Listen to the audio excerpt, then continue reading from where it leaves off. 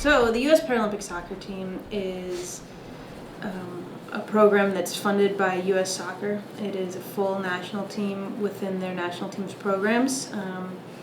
It is the highest level of soccer for athletes with physical disabilities in this country. We have a very limited disability group in the fact that the player must have cerebral palsy, must be a traumatic brain injury, or must be a stroke survivor.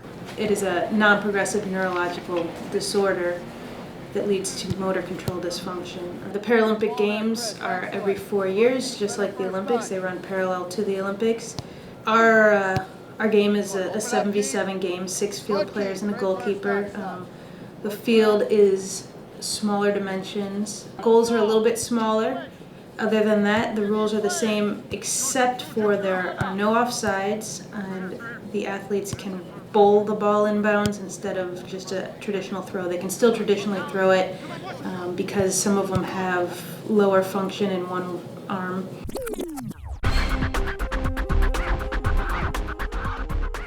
To be eligible to participate in a competition, the guys must be at least 15 on January 1st of the year of the competition, but we have made an effort to bring in younger players to training camps to try and sort of groom them and give them a taste of what the level of competition is like, and sort of show them that there is a light at the end of the tunnel if they keep working hard.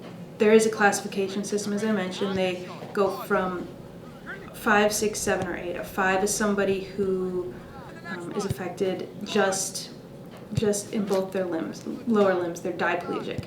A 6 is someone who has ataxia or is athetoid, and that presents itself in trembles, sort of a lot more ways than some of the other classifications. There's less control of some of their limbs. A 7 is someone who's hemiplegic, so they're affected on one side or another. And an 8 is any of those very minimally. So it's not a sliding scale. It is specific for each classification. The laws of the game say that we are allowed to have 2 Class 8 players on the field. We don't have to. We must have either a 5 or 6 class player on the field.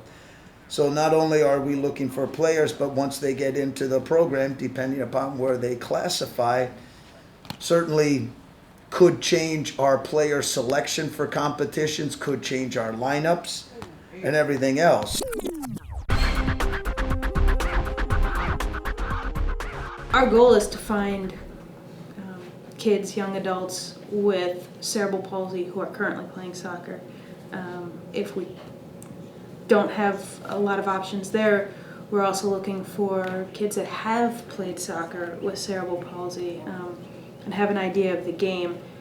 But we're at the point now where we can be a little bit more selective because our pool has grown and we found more athletes, more soccer players with cerebral palsy. The other thing that we're keeping an eye out for is soccer players who at some point have then acquired a brain injury through car accidents, snowboard accidents, any of these sort of things that go on in adults or young adults who have played soccer up to the point of their injury. Being spread out the way we are, it dilutes our pool in a sense, and it makes it harder for us to find the athletes we're looking for. I mean, finding athletes is our biggest challenge, and luckily there are a couple programs that have started that are helping us on the grassroots level. But it's not enough to cover the entire country and find every single athlete out there. I mean, I have to believe that there are not a ton, but a good amount of guys with CP out there that are playing soccer that don't know about us and we don't know about them, and so we just keep talking to people and keep sort of pounding the pavement to try and find them. Our best avenue for recruiting players has always been through the coaching community.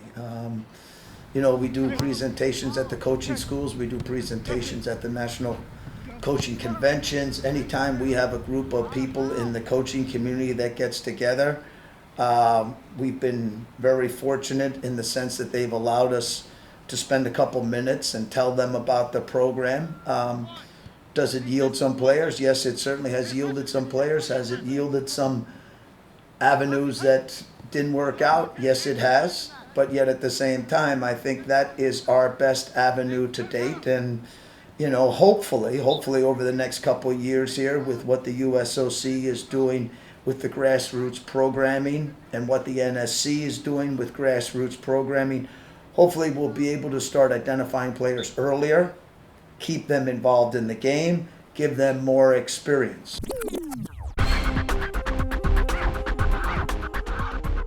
Our goal would be to have training camps once a month. Right now we're looking at about once every 6 weeks. Typically our training camps are held at the Olympic Training Center in Chula Vista, California. It's easy for our guys. They stay on site. There's meals right there. The fields are right there. They can focus on sleeping and eating right and training. Well, my goal for training camps is always to try to raise the level of play. One of the things we do experience here is the fact that a lot of times when our players leave the camp, it is difficult for them to get playing environments. We've made a lot of progress in them being able to get training environments, but to get playing environments where they play in meaningful games, where they're put in situations where they play against an opposition, where they're required to get a result. A lot of times our youngsters and players don't have that ability.